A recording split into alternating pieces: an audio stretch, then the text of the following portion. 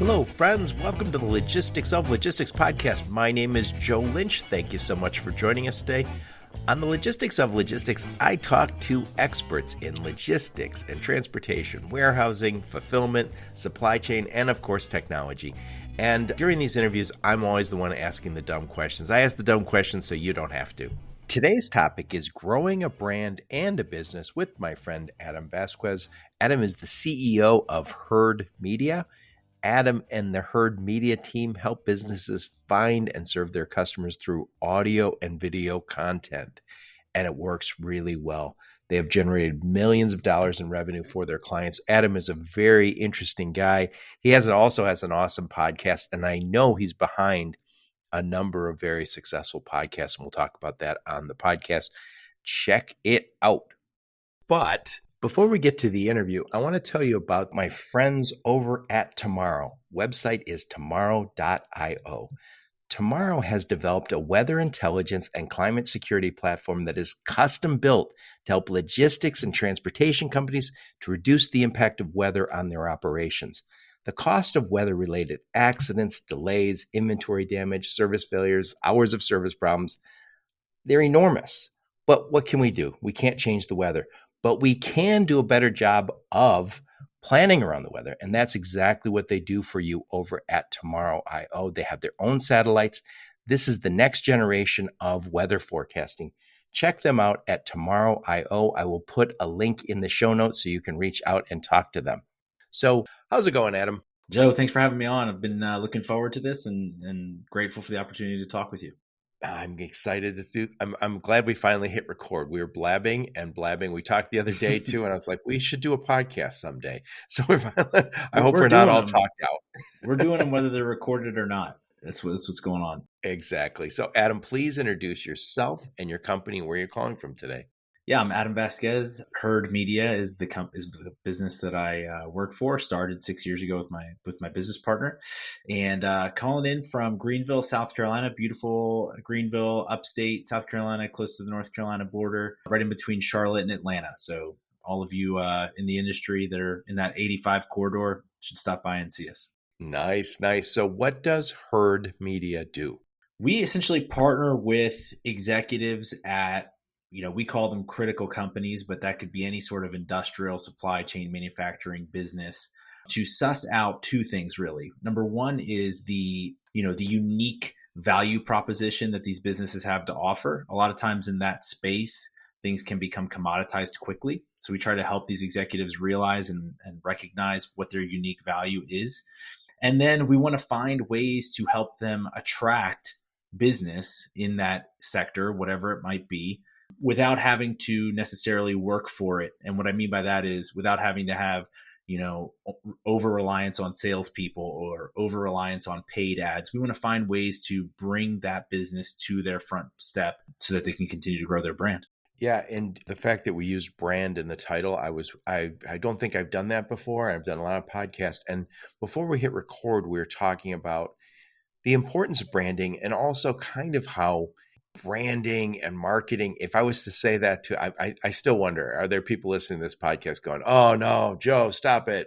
I just want sales. I don't care about the brand. I don't care about marketing. Give me good leads. That's all I need.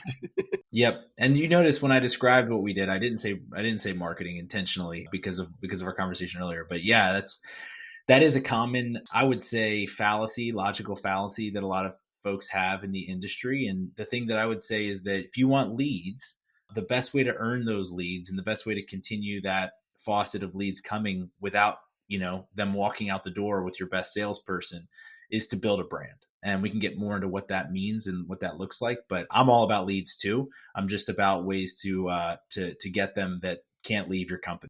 Well, and what's interesting to me, and I've talked to a number of marketing people, I was just at TMSA, the Transportation Marketing and Sales Association. And I think in the past, people would look at, oh, well, we have a sales team. That's the A team. And then we have marketing. They're down the hall. And the sales team were the sales killers. But you are growing a company. You obviously are doing branding for your company. You're also obviously doing marketing for your company, but you are ultimately responsible for closing on sales, right? So it's not as if you look and say, "Oh, I play in the fluffy area of business." You are running a business, and also, I'm sure you're being judged by your customers on what can I drop to the bottom line. Yeah, I mean, to the people who say what you just said, sales is the A team and marketing or whatever else is the B team, I agree. Like historically in this industry, that is 100% been the case. Marketing's not only been the B team, probably the C team. Like if you look at what has been produced historically in this industry, it's pretty bad. And it's a lot of low fidelity, transactional type of both strategy and tactics. And so the result then is, not anything that anybody wants. And so all of the weight has been on the sales team historically. For me personally, I come out of the ad agency world on the brand level, working for companies like the North Face and, Georgia Pacific and Fortune 500, Fortune 100 even brands. And our goal at our business is to bring that level of thinking and that level of analysis and accountability that we would be held to at those companies to this industry specifically. So to anyone who says that, like, I fully agree. Our whole reason for existing is to right that ship as opposed to continuing. Yep. And by the way, before I forget, while you were talking, I thought, Adam's a very good speaker. Oh, I forgot. He's a podcaster. So what is the name of your podcast? I appreciate that. Yeah, our podcast is called Content is for Closers. It's essentially a show for anyone who is in the marketing space, maybe a younger marketer or an operator who wants to learn more about the space. And we kind of get into the nitty gritty of strategies and tactics to help exactly what we're talking about right now, help businesses grow. And I do think when you look around in our space right now, and talking about logistics, transportation, warehousing, and fulfillment, marketing is having a moment. Any VC-backed company, you're not going to get a VC to say, "Oh, you're not going to spend anything on marketing? That's cool." Yeah, what you need to do is you need to all make 100 phone calls a day. That's not how they see the world. They expect, I gave you this money, go, if growth is the goal. They're going to expect that you get a marketing team in place. And I don't think it was so long ago we didn't have a CMO. That CMO is something I'd say grew in the last 10 years, chief marketing officer.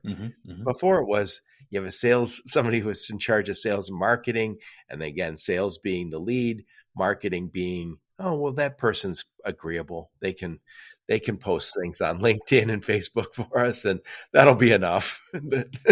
Totally. And I think you're seeing, of course, this happens with companies that are funded, but you're seeing the effects of it be applied to all sorts of businesses in the logistics space, because you see companies like Flock Freight, like Convoy, like Uber Freight, who, of course, like Rose Rocket, who, of course, are deploying their investments into growth and are seeing the positive results of it.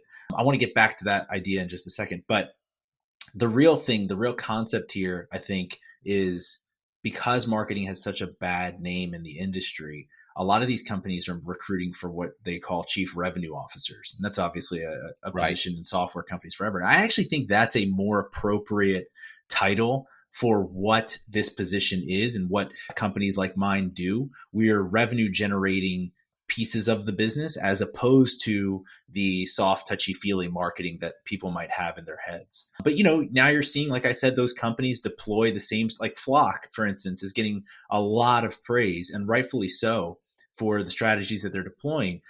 And it's great, but those are nothing novel. They aren't even a customer. So no, they don't need us. They're doing a great job on their own. Well, they do need you, but they don't work with you right now. Yeah. But my point is, what they're doing is not novel in the space, right? It's all very common sense for people who come from that background. They're just deploying it so aggressively and without any holds barred. And it's being successful. And I'm encouraged by that. I think it's going to continue to start a movement in the space of people who are pursuing the same things. Well, yeah. And the VC companies, obviously anybody VC backed in Flock and many others are that, they are spending on it. But now in the last decade, we are also seeing TQL and CH Robinson, companies that traditionally you would look at as they just make 100 phone calls a day. They have fantastic marketing in those companies too. And before I was a podcaster, I was a blogger. And I remember for a long time, just talked to Adam Robinson from our Adam Robinson agency the other day. And he was at Cerasis and I was just at a little third-party logistics company. So I started the Logistics of Logistics as a blog. We were page one for LTL for a long time. Adam over at Cerasis and me, because I wrote a lot about LTL. And I remember thinking, because no one was playing. Yeah. And I remember Adam Robinson said, when I came to transportation and logistics, the only person who was writing a blog was you, Joe. And that was 2009. So it's not forever ago. And he said, and he goes, and you knew how to use SEO. I was like, barely. But he said, enough. You were like the all-star. So it has seen a lot of growth in this last 10, 12 years. And so I think before we hit record, we were saying, if you and I right now today said, we're going to start a freight brokerage, we would come up with, well, better yet, you tell me how we should run that freight brokerage. There's a whole bunch of them. There's 20,000. What do we do to become standouts? Yeah, it's a great case study, right? Because any operator of a brokerage or even an asset-based company right now is essentially having to do this. The industry is becoming commoditized. It's more and more difficult to get past your current network in terms of finding new business. And so I think what we're talking about is just from a marketing and media perspective, the investment of whatever capital, whether it just be our own or outside capital we take, we're going to want to deploy that in something that's going to continually bring us returns over time, right? And so the fallacy or the thing that people can fall into at times is to think, I just need to hire the A salesperson. And you do. Somebody with a book of business. That's all I need. Yeah. I'm not going to argue with that. That is obviously a great use of investment. The issue with that is, I would say, twofold. One is that you're pretty reliant then on a individual personality who may or may not bring a sales methodology with them to teach that to other people. And there's tension in those incentives there. Should they teach other people? Should they not? You and I were talking about that earlier. The second thing is you're at risk of that person becoming your brand to your prospects and leaving, going to start their own business. I mean, how many leading salespeople have left and gone and started their own brokerage, right? At this point, it's happened over and over again. And so investing some of that effort into becoming your own rainmaker and making your brand a rainmaker in and of itself, because it stands for so many things that your prospects are looking for, is sort of invaluable as an operator of a business, in my opinion, anyways. Yep, totally. We'll come back to that. So, Adam, you have a very interesting background. So tell us a little bit about you. Where'd you grow up? Where'd you go to school? And give us some career highlights, just back of the napkin. I know you've done quite a few things before you started your company. So I'm from Philadelphia, Pennsylvania, live and die with everything Philadelphia. I mean, Joe, look at this. I know that people are listening, they can't see, but my desk is full of Philadelphia paraphernalia. That's a Philadelphia Eagles helmet. Yeah. Do you wear it close? Do you wear it when you're not on podcast? Sometimes if I get a big sale, I got to pop it on. And so anyway, grew up in that area and eventually moved. Well, fast forward, went and worked for a number of different agencies. Wait, where'd you go to school? What'd you study? Went to school at a small Christian college. It's called Bob Jones University. I studied communication. Actually, this makes me sound old, but I studied rhetoric and public address, like I'm Abe Lincoln or something like that. So I don't even think that that field of study exists anymore, but graduated from there and went into advertising and got to work for a number of different agencies. The last one being VaynerMedia. People may be familiar with Gary Vaynerchuk, like the YouTube personality. And when I went to work there, I was very honest that I wanted to work there to learn how to operate a business. I've had a lot of respect for Gary and for what he had created. This is 8 or 9 years ago now. And so they weren't what they are today, but Vayner was very much pushing the envelope when it comes to new media, and got a ton of great experience there working across. Before you leave that, so guys, you can find Gary Vaynerchuk, and normally if you just type in Gary V, you'll find him. But he typically says the F word quite a bit. I don't usually say that on the right. So when you said that you work for Gary V, I said, Gary F and V? And he said, yep, that's the one. It's the only one, but for sure. He is a very down-to-earth businessman, and he's a huge media personality and very interesting. And you said you liked working for him? Good guy? Yeah. I mean, Gary, I think he's, first of all, I think his YouTube personality is great. I think he's a much even better human when you get to meet him. He's a great man. Spend time with him. Yeah. And he's a great leader, who you can learn from and follow. And, in terms of, I think the one thing from even the YouTube personality, Gary does everything that he's telling other people to do. And I think that's super valuable. If you just watch his behaviors when it comes to building his business, building his brands, using new media, he does all of the stuff that he's recommending. And to me, that's something that I respect a lot, because a lot of people come out and say, you should do X, Y, Z, but they're not doing any of those things. That's not the case with him. So yeah, definitely appreciated learning from him. So where'd you go after, what is it called? VaynerMedia? Yeah. So VaynerMedia, I was there for few years and got to do a bunch of great things. When you ask about career highlights, that's where my mind runs to. We launched a pharmaceutical allergy brand called Zysol, the owl, if you've seen that in stores. Oh, yeah. Yep. That was a great experience, just going through all the process of that. Got to work for a bunch of different, Miami Dolphins and Stainmaster and a bunch of just cross industry experience that was really, really good for me. And then the highlight I would say would be, I got to write a commercial for Stainmaster that was a fake horror film.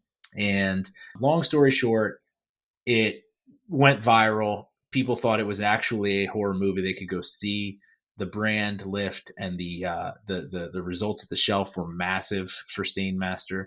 And that gave me a lot of confidence just in myself that, okay, I can do this. It's time. And so I partnered with my business partner, Derek Rogers, who I still work with today. And that was 6.5 years ago. And we've been working on her ever since. So who's the sweet spot for your company? We work with companies that are anywhere from $50 to $200 million in annual revenue and are in these spaces: supply chain, manufacturing, industrial, B2B, those industries. Excellent. Excellent. So I know these are industries that are real easy to become commoditized. And yes, one of the things, we're talking about brand for a second. I joked about this before we hit record, and I don't want to offend anybody by saying this, but sometimes if you look at names of logistics companies, especially that have been in business for a long time, they're very boring. They don't set the company apart. It'd be like, remember Bugs Bunny? They'd always have the Acme Moving Company, Acme Trucking Company. There's those names where it's like, oh yeah, we'll call ourselves, again, no offense if this is your company name, but if like, oh, we'll call ourselves Standard Trucking, you're like, or Standard Logistics or Universal, you're like, come on, guys, we can do better. And I do think we are doing much better. So these companies, the newer ones, we talked about Flock Freight, they are doing a better job with the naming. They are developing brands. And by the way, I'm going to put a link to the Flock Freight commercial. So because I was interviewing Oren Zaslansky, one of the founders, I think he is the founder, I started seeing their YouTube video. And don't worry, Flock, I didn't click on anything, so I wasn't causing grief on your algorithm there, but I kept seeing their commercials, and their commercials are world-class, funny, interesting, and on brand. I mean, and I think they actually won awards for it. They did. They just won a CAN award for B2B, and their current CMO and CRO, I think he holds both, Orlando Baeza. He comes from the ad industry, like we were talking about. Yeah. So we are seeing changes in this, and people are saying, okay, we want a brand that sticks out, that helps us get above the commodity. And I'll throw this out there. I've said this before on my podcast, but I'll say it again. You don't have to stay commoditized. And I think a lot of people feel the pressure to stay in price-based, where my truck is no more valuable than the other truck down the street. And I'm reminded of those of you who lived before there were mobile phones. We used to have these boring phones that were attached to the wall, And they were just, it was almost like I don't know if you could pick the phone you got. It was just kind of a utility. And now we have people sleeping in the streets overnight to get the new Apple phone. And so somehow the leader in the market went from being virtually a utility to people will sleep in the street for their new Apple phone. So it is possible. Also, there was a time when coffee was a commodity. Now the leaders in coffee are the premium brands. Yep. Again, referring to something people can't see, but just happen to have the Starbucks cup right here. Like it's a, and here's the thing I would say specifically about the supply chain logistics space. I actually think that the fact that people wanted to be standard logistics or ABC logistics or whatever, that's what makes them great. Like these businesses, they're not interested in spinning and selling and manipulating. They want to be judged by the quality of their work. And I respect that a lot, especially coming from industries where that's not always the case. And so that's why you have so many quality people in this space. The problem with it is no one, you don't need to change who you are. The problem is just more effectively communicating those things that make you special as a business. And everyone goes to service. If you look at any logistics company, if it's a 3PL or it's like service, technology, right? And whatever, those are going to communicate. There's going to be the pillars that people stand on, but everyone is saying that those are those pillars. Somebody's lying. Like somebody's not good at that. So that's what we need to uncover. For a minute. So I built a big following as a blogger, and then people would say, hey, can you help me? So for a few years, I was doing digital marketing. I did some websites. And I would say I'm a content marketer, and that I've written a lot and I'm a podcaster, but I don't know all the other marketing stuff that you do. But I did recognize when you have a good brand versus not having a good brand.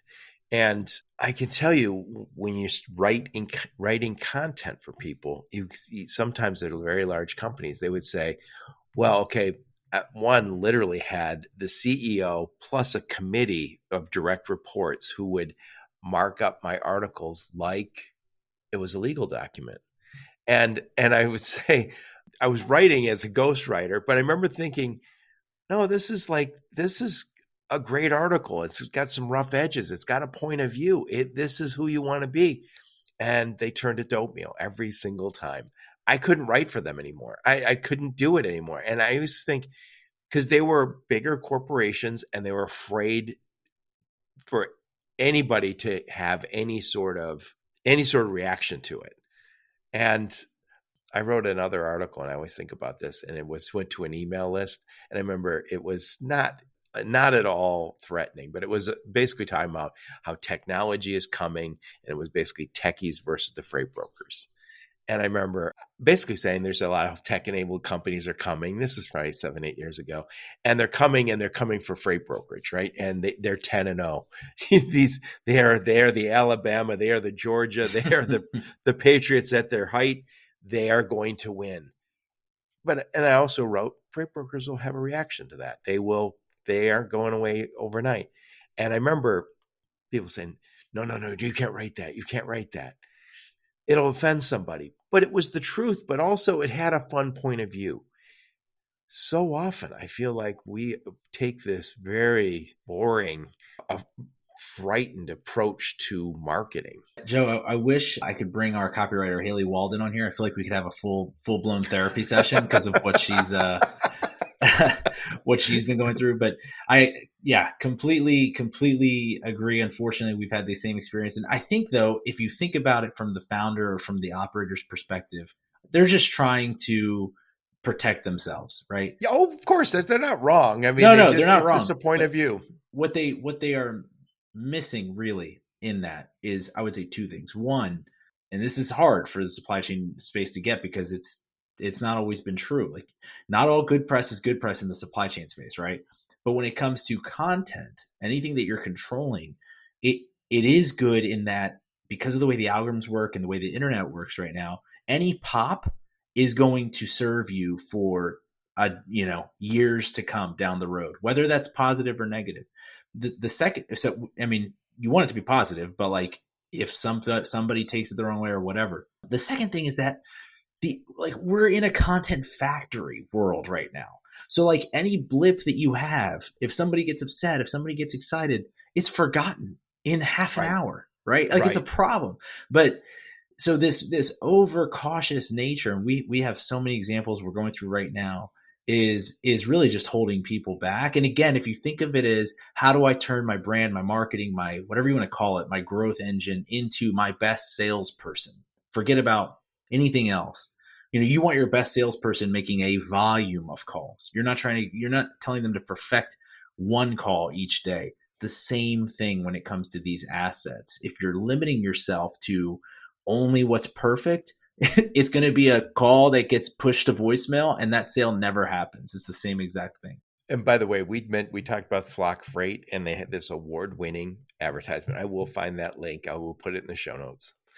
And that commercial is hilarious because it has swear words in it. And I don't know if you could put it on regular TV, but it doesn't matter. It goes on YouTube, and they block out the words, I think. But it is it's hilarious. And by the time you've watched it 30 seconds or 40 seconds, whatever it is, you know exactly what they do different and better. And that is rare in our space. It's rare in our messaging, but I think again, to go back, like that is the way this industry. So to be honest, I left the retail, CPG, et cetera space because the people working in those spaces can be very difficult to work with. And in the supply chain space, I genuinely love the people who exist in this space. They're just way more fun to hang out with and have to deal with every day. And so again, it's just literally unveiling who that, like Flock was just unveiling, this is who we are. Operators in supply chain don't take themselves overly seriously. That's one of the things I love about the people in this space. People are very grounded. They're very caring. They're very human. So it's just literally letting that flow out to the way that you talk in the space. Yep.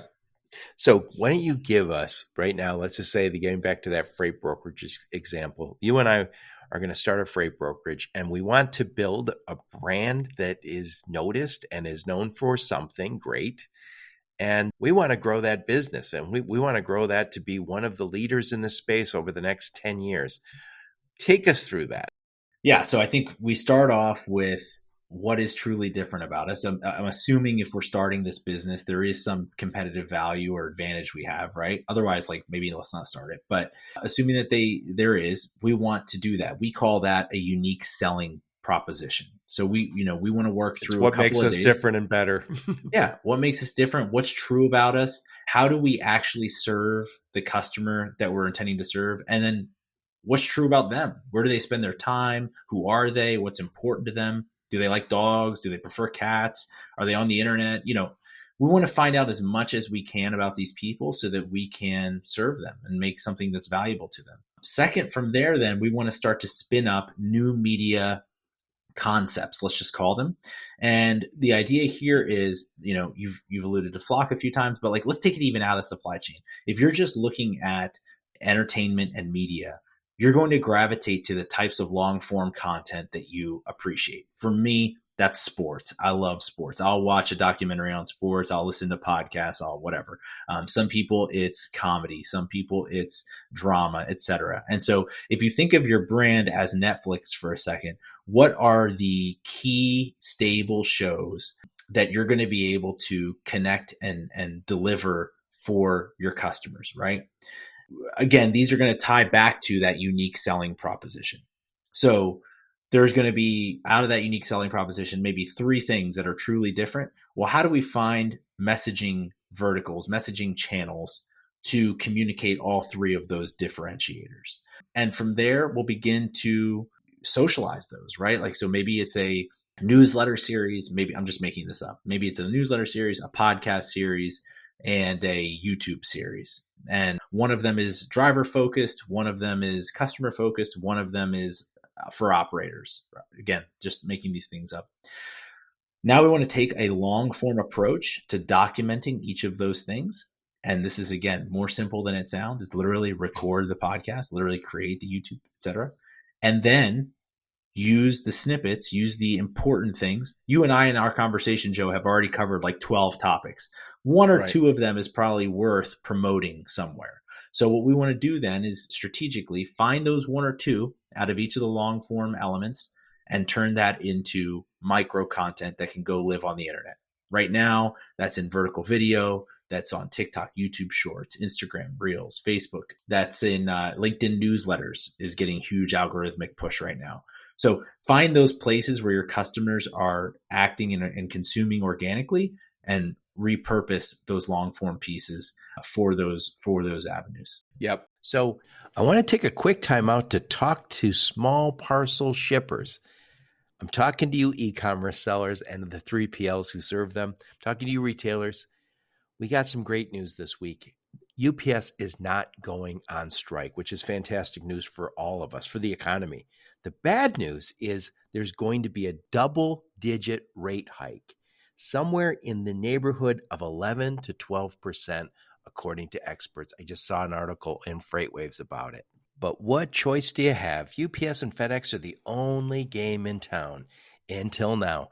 Tusk Logistics, that's TUSK Logistics, is a national network of the best regional small parcel carriers. Yes, I said national. Tusk will save you money, up to 40% in some cases. They have great pre-negotiated rates with the best small parcel carriers in the country. Tusk will also provide you proactive support and easy implementation because it's probably already integrated with your technology. Check them out at tusklogistics.com. And when you get there, click the Get Started button. Do yourself a big favor, save some money, go to Tusk Logistics.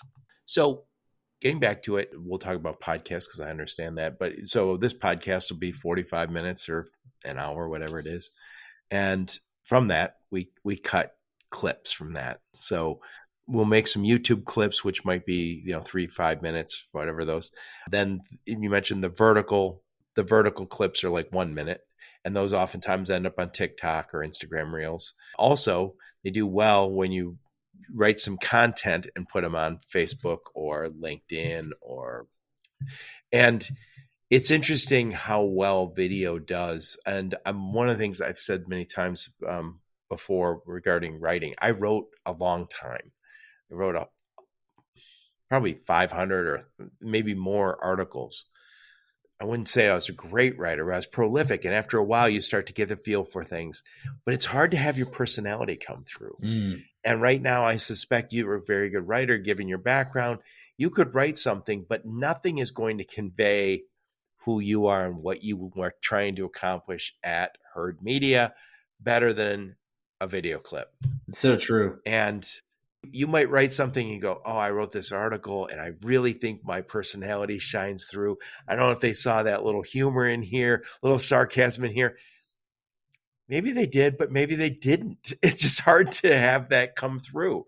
And you don't know why. You see somebody on TV and you go, I really like them. Or you see a video clip and you go, I really like them. You don't know why.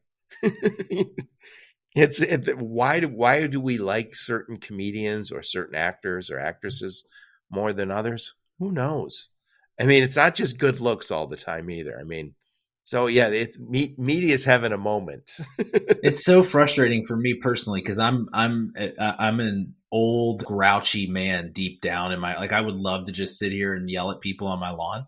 And so I love to write. It's my favorite thing in terms of creative activities to do. And in fact, right now I'm doing a test for our newsletter. It's adamsletter.com. I'm writing it fully and then just recording what I've written as audio, right? And the idea being, well, it's all of my energy is going into this written thing. So it's going to be so much better than the audio. People will prefer the written thing. No, like the numbers on audio and the number are so much higher in consumption. And I think it's a bunch of different reasons, but it's just the moment we're in right now. It's a little bit more passive. It's a little bit more personality based. And the written word still, I think, has a ton of value, but as marketers, it's not our job to really assign that. It's just to deliver where people want to spend their attention. Yep. So getting back to our freight brokerage here, we'll come up with what makes us different and better. You used to call it unique selling. Sure. Unique selling what? Oh, unique selling proposition. Yep. And so our USP, Again, so we'll have a name that probably is associated with that. And we're going to create this content. Well, content doesn't get me sales. I know this.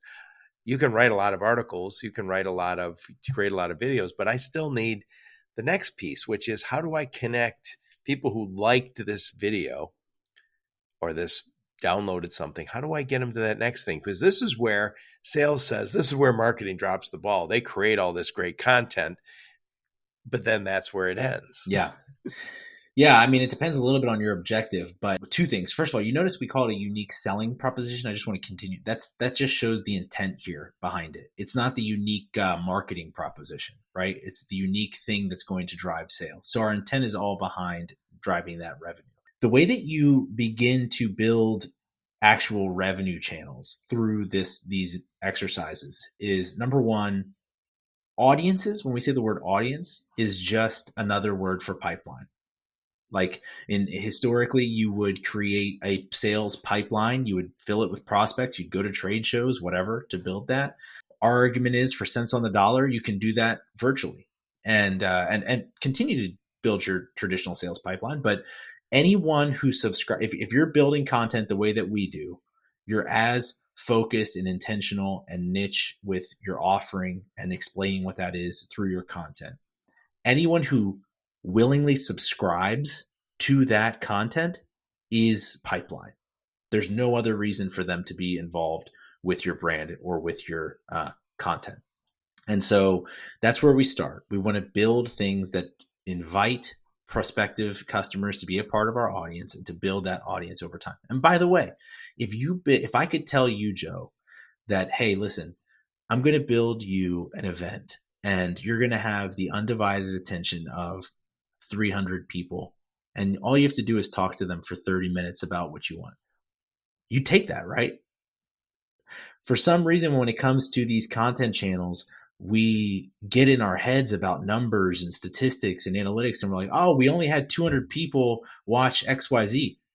If you had a movie theater of 200 people listen to your brand pitch right now, you'd be ecstatic. I totally agree. And I think I said this, we talked last week when I was out for a walk, and I said this to you. It's a funny thing when we prep for 10 or 15 minutes before we hit record today. And a lot of people say, oh, I don't want to prep.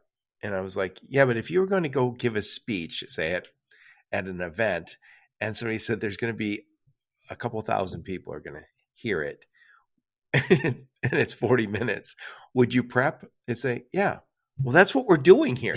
Yeah. Thousands of people will listen to this, and you don't want to prep. So I don't get to bring up what you do because I don't know it. Yeah. It's just misunderstanding the channel, you know? Yeah. Yeah. And my friend, Ann Holm, she's my executive coach also. She's fantastic. She works with a lot of logistics people. And she told me that increasingly people's perception of you is shaped not by your resume or your LinkedIn, but by the digital stuff they find about you.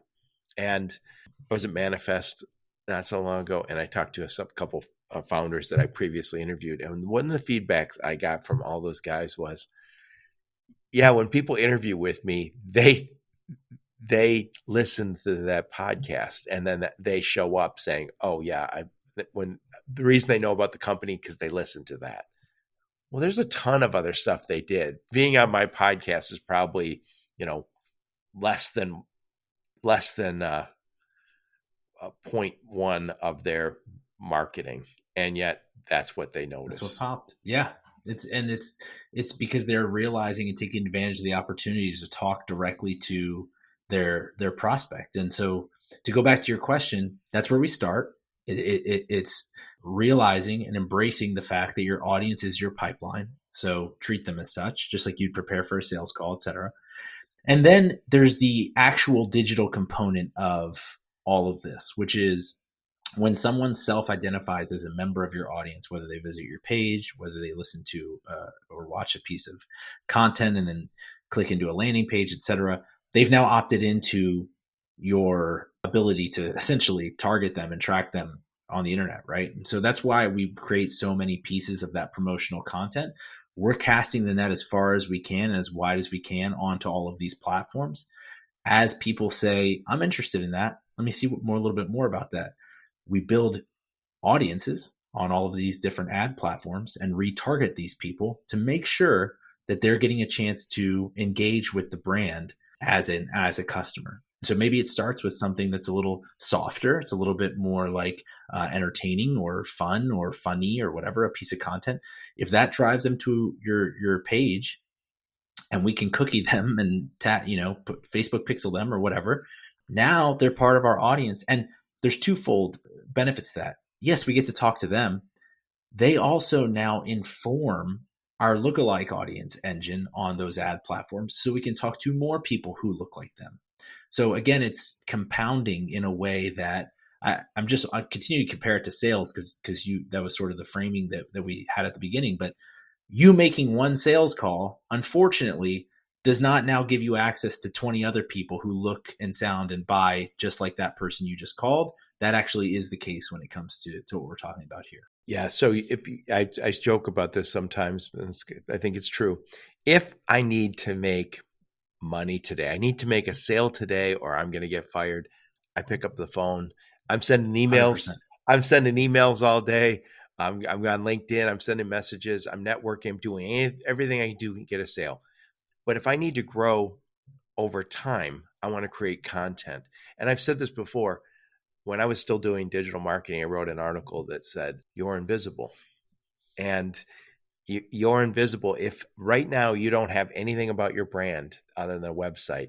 And I'm looking online and I'm looking for the very best blank. And you don't come up. I never find you. You're invisible to a market. And I say this all the time. If your kid's going to college, where do you start?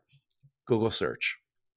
You might go to U.S. News and World Report, but you are going to go to Google over and over again. You're going to Napa Valley with the wife, you check with Google first, right? You're going to buy a car, Google. So why do we think somehow, some way that when I need a new 3PL because my current one's dropping the ball, why aren't I going online? That's because that's where that's a lot of shippers begin. That's where the sales journey begins for them. Mm-hmm. And we'd like their sales journey begin when I call them and they accidentally pick up the phone. Because, by the way, that's the only reason that they picked up the phone is by accident. Because they thought, oh, shoot, I thought Adam was from that area code. Damn it, it's some stranger. It's some rando who called me. And by the way, we were just not you. I was at the TMSA. And we talked about it because you're going to be at the next one, the Executive Summit coming up in October in Chicago. I will probably be there too. And at TMSA, they had a shipper panel. And those guys said, we get, these are big shippers, we get tons of phone calls and we get a lot of messages that are clearly mass emails. And they go, and we have no choice but to delete them because And one guy said, oh, yeah, we got one guy sent us a video and they go, it was great, except there was a yacht in the background. So we're like, that's maybe the wrong messaging. Yeah. He didn't do the USP, the workshop. Yeah. I think what you just said there was interesting. You said, if I had to make a sale today, I would do these sales activities. Totally agree. I would say if you don't want to be in that position where you find yourself having to make a sale today or you get fired, then these other things are valuable, much more valuable to you long term. Right. One of the reasons I started the podcast and I have sponsors is I used to have people say to me virtually every day, well, you have this huge following. If you would just refer people to me. And I was like, yeah, well, what will you pay me to refer people to you? Well, if I close the deal. And I was like, after a while, I was like, no, I'm not in any business. I'm just referring. I was like, create your own content. A lot of people don't have the time or the desire to do that. So that's why they hire people like yourself. Oh, speaking of which, I know you guys do a whole bunch of podcasts. The one that I recognized was Dynamo. Future Supply Chain. Yep. And that is a top podcast. I check out the Logistics and Supply Chain podcast to see how they're doing. I'm always trying to learn from these other people. And by the way, I can't listen to all of them. I try and listen for a half hour here or there because there is a lot. You know the same thing because you're a podcaster. I listen to my own 3 times a week, and then I do interviews. You're like, I don't have time for more. Maybe squeeze some Joe Rogan or someone else in there occasionally. But one of the things I think is we're also seeing, and I'm not just saying this because it's self-serving, is people are sponsoring podcasts and advertising a podcast like mine because they don't want to do it on their own. And one of the challenges I think sometimes is if we had a freight brokerage and we said we are going to do our own podcast, and a lot have done that, how do we get it so it's not just so about us that it's becomes like so sales focused where you say, yeah, I'd listen to Joe and Adam's podcast about their great freight brokerage, except that's all it's about. I heard 2 episodes. It's about how great their freight brokerage is. I don't want to listen anymore. It's a huge problem. And, podcasting has this problem kind of on the whole. If you look at the statistics, it's something like 75 or 80% of podcasts don't get past the 7th episode and never breach 100 listeners. Right. So even if they continue on for 100 episodes, they never build any type of audience. And to me, that's a clear flag that you actually aren't building for your audience. You're building to have your voice heard or to sell, like you said. But again, reframing what an audience is and understanding, okay, me serving these people is going to build pipeline, but not in a direct line. I need to think first about what they actually want and need is a huge gap that I think a lot of people have. And so finding ways to prioritize and serve and elevate your audience. I'll give you a perfect example. We have a show called The 6-Figure Trucker. It's for a company called Norton Transport, another one of our clients, and the 6-Figure Trucker. So right off the bat there, you say, okay, well, how is that selling Norton Transport in any way? It's not. In fact, if you listen to the show, they don't say the words Norton Transport. They talk to drivers about either how they've built a career and how they've, built this really nice lifestyle for themselves, or give advice, talk to other people who can help drivers. So they'll bring accountants on and they'll bring whatever, other, career coaches, et cetera, on to help drivers elevate themselves and become 6-figure truckers or past that. That to me is the difference. They're not selling Norton, but by a result of their elevation of their audience, who in this case is a driver, they've gone from 200 drivers to 1,100 drivers over the past 3 years. How do you think their business is done as a result of that? Yeah, that's a great idea. And that's a great example. And I think one of the challenges with podcasting is I've always said, I've done plenty of bad podcasts, as my loyal listeners will attest. One of the great way to do bad podcasts is to be salesy, or like Sure. If I have guests who are super salesy, like if they to Western people, it's like nails on a chalkboard. We pick that up in a heartbeat. It's any language like, Adam, can you see how this might benefit you and your family? You're like, get out of my house. Right? Yeah. We've all been in awkward timeshare situations. Right. So no one wants to hear the sales talk. It kills podcasts dead. Boring kills podcast dead. So I'm always afraid that I'm going too much on a tangent. So I'm always like, let's go. Let's not go. No tangents, Joe. And then I think too much tech talk. So I always think, and again, I'm not using myself necessarily as a great example, but I don't like it when I hear stuff that I don't understand and then they keep going and going and going. So I always say, if you're going to talk about tech, we have to keep it in layman's terms and we have to keep it quick because it kills podcasts. And I think that when I look at this podcast, my podcast, there has to be a value for you, Adam Vazquez, to come on my podcast. So I want my audience to get to know, like, and trust you. I want them to see you as that recognized industry expert who can help them better understand this space. You solve a problem that they have, and they see you as that expert. And at the end, I always say, plug, plug, plug. It's kind of like the goodnight kiss. It's real weird at the beginning of the date, but makes sense at the end, right? Yeah, totally. And for my audience, I always kind of think I don't want to bring them any topics that I think they don't want to talk about. I mentioned to you, I'm always afraid to do anything in marketing because people are more interested in sales. I think they should be more interested in building brands, not only brands for business, but also personal brands. But I want to be sensitive to what my audience likes. So it's a challenge, and you really, to your point, have to figure out what does that audience really react to. And I kind of look at the stats and go, oh, they really don't care about blank. And I had a podcast about culture, and it was like the importance of culture. I will never say culture is not important. My audience doesn't care about they care about that. They don't listen to my podcast to learn about how do they build a better culture. And again, and I'm sure you're the king of this with all amount of episodes you've done, but like when you say culture, okay, so I could see where that's a soft skill, or someone might be like, I don't feel like listening. But if you had an interview with Ted Alling where he talks about how he sold his business for $700 million, I would like that. He won't come on. but you know what I'm saying? Like the outcome of the sale with Ted, yes. I know Ted, like his big thing he points to is their culture. That was so giving it again, just for the listener, framing it in terms that they care about, as opposed to what it is you even want to talk about. And this is way harder to do for, like, I can do this for other people. It's hard for me to do for myself, right? So it's not an easy thing, but that exercise is really, really valuable. Yep. Yeah. And by the way, Ted Alling is I forgot the name of his company that he sold. US what? Access America was the business. Access America, that was it. Yep. Yep. And was in Chattanooga. He when Craig Fuller was on my podcast, Craig Fuller said Ted Alling is one of the reasons we have this explosion of why is Chattanooga the Silicon Valley of freight?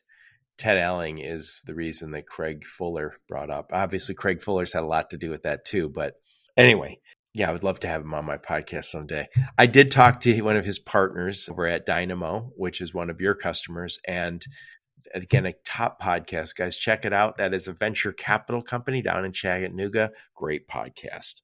So getting back to it, how do we build this business? How do we build that brand? We figure out what makes us different and better, our USP. We create content and then we get it out there. And we're both big advocates of the audio and the video because it just seems to perform really well. But it's not just the long form and then cut it up into a ton of clips, share that out. And again, I'll throw this out there.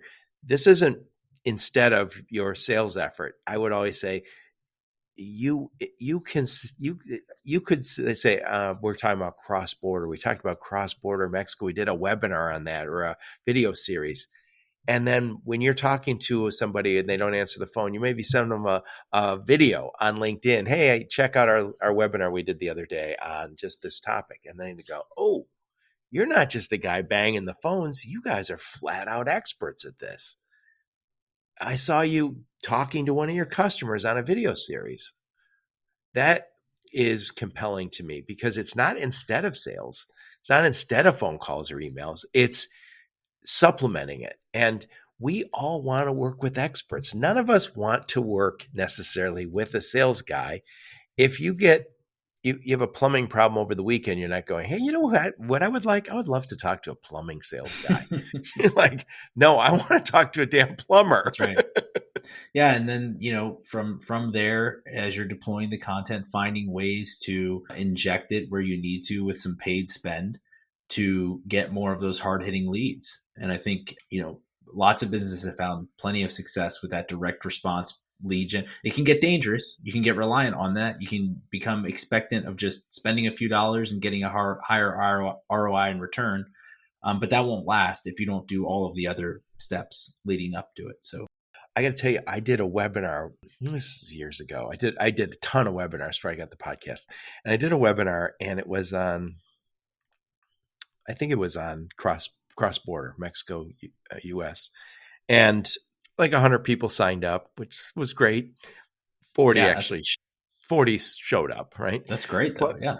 But I remember I always reach out to people before the webinar. So there's like probably 5 or 6 people I really was interested in. I reached out to one of the people and they work for Bayer, Bayer, the huge company.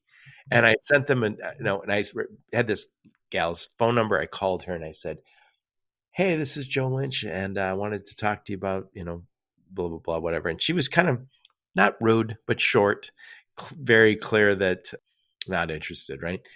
The next morning, I opened up my email and I got an email from her. She says, "Oh my God, Joe, when you called yesterday, I didn't realize who it was. Please give me a call back." And I didn't get the business, but she's like, "I'm so sorry. I didn't know who you were when you called yesterday. And so I'll tell you about what we're doing." She gave me the whole rundown why they do it internally. And I remember thinking, such a different vibe because she was coming to my webinar. And when you create content and people like it, you get your foot in the door. You don't get the sale, but you definitely get your foot in the door sometimes. 100%. And especially the way that things are going now in our industry, and things are becoming more and more commoditized, like we said, and also tech enabled, you will be able to get the sale, or some companies can already. And so closing that loop is huge. Yeah. And by the way, I have sponsors and advertisers, and they keep coming back. Not all of them, as things change, but I do talk to them. I said, "Do you get business?" And I won't mention names, but there was a company that I heard the other day got a big managed trans deal because they're on the podcast. Yep. And you go, yeah, is that worth an hour? A little bit of money. Anyway, enough of my blather. So let's wrap this bad boy up. Give me your final thoughts on growing a brand and a business. I think we pretty well covered it. I would just say, if you're a leader in a business, or you're operating or thinking of founding a business, I think most people who have that personality sort of intuitively get this. It's more the taking the steps to make it happen. And hopefully some of the stuff that we've talked about today will make it that a little bit easier. Yep. So again, who's the sweet spot for VaynerMedia? Yeah, we work with companies that are, in these industries. Here's what I'll say, actually. We have a small team. We're pretty selective in the companies that we work with, but my newsletter and my podcast are built to help anybody and everybody who's looking to learn about this stuff. So maybe those are better solutions for the audience kind of at large. I see you're walking the walk here. You know this. You do what you say you do. You're eating your own oatmeal. So, by the way, it is heard as HEARD, like I heard you, not heard like a herd of buffalo. Correct. Yeah, trustherd.com with the HEARD is our website. Oh yeah, so it's Trust Herd. I'm sorry. So what I'll do is I'll put a link to your LinkedIn profile, a link to your website, definitely a link to your podcast. Any other links you give me, I will put those in the show notes, along with the Flock Freight video. And if I can find there you go. I would also like to find something about Gary V. in case by the way, Gary V is probably worth $200 million, but he comes off more down to earth than anybody you probably follow online. Brilliant guy. I think he's going to see, he always says he's going to buy his, what is it? The Jets. NFL team. He's going to buy the Jets someday. He says someday he's going to buy the Jets. And I kind of believe him. He's still a young man. So what conferences will we see you at, Adam? Yeah, you and I talking earlier, I think the Executive Summit, is that what we said? Yep. TMSA in October. It's in October in Chicago. Yep. And I don't think I have anything scheduled between now and then. Right. I was going to say the season is kind of coming to an end. I'm sure there's some conferences, but we can enjoy the summer for a minute. So I like to interview smart, interesting people like you who are killing it in the space. Who else should I interview? Yeah, I had to cut down the list because I've got a ton for you. But I think 3 folks that I would recommend. Number 1 is Jeremy Kellett. He's the head of recruiting at a company called Oakley Trucking. They have built an entire recruiting pipeline through their content strategy and have gone from about 1,200 YouTube subscribers to about 18,000 since last September. Nice. I think that could be a really interesting conversation for your audience. Second would be Scott Osland. He's the CEO of a company called Gulf Relay. They're launching a new brand and making a transition from being only asset-based to launching a managed trans and tech solution that is pretty innovative and game-changing. And they partner with all the companies that you've worked or that you've interviewed here before. And then the third would be a guy named John Madewell. He's the host of the show I alluded to earlier, the 6-Figure Trucker. Oh, I love it. I never heard of that, but what I love about that title is you know exactly what it is. That's right. See? USP. Yeah. And also, I love what you said. It's for truckers to show them how to get to that six figures, and they're going to listen. And it doesn't have to be about Norton Transport. I'm sure people are listening and going, "Oh, by the way, what do you do?" Yeah, it's easy. It's we overcomplicate these things sometimes. Yeah. Well, I really appreciate you coming on the podcast. You're a great guest, and I love what you guys are doing. And I encourage everybody to check out what you're doing with your content. I always say one great way to learn from marketers is to see what they're creating. And yeah, totally agree. Usually the top marketers are doing it pretty well for themselves. So we will check out what you're doing. Thank you so much, Adam. Thank you, Joe. Appreciate you having me on. Yep. And thank all of you for listening to my podcast. Your support's very much appreciated. Until next time, onward and upward. You have been listening to the Logistics of Logistics podcast, where we engage with leaders in the logistics and supply chain community. If you like what you hear, please subscribe, hit the like button, and leave us a nice review on Apple or Spotify or wherever else you listen. Also, please check out our videos on YouTube and connect with us on LinkedIn. We're very big on LinkedIn. And you can also reach us on the logisticsoflogistics.com, our website.